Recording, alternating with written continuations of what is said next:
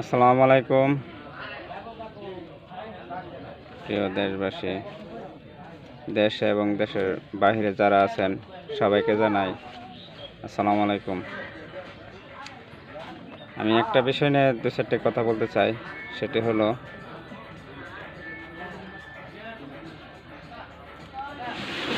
Corona নিয়ে দু চারটে কথা বলবো আমি। সেটা হলো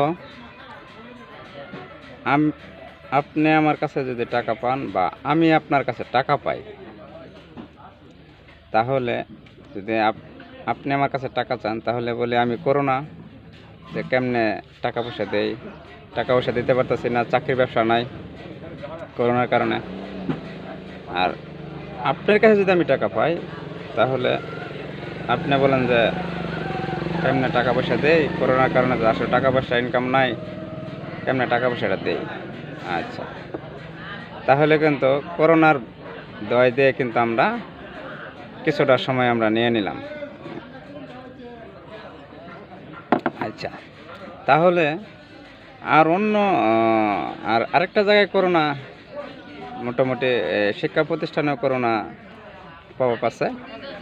আর একটা বিষয় হলো যে আসলে আপনাদের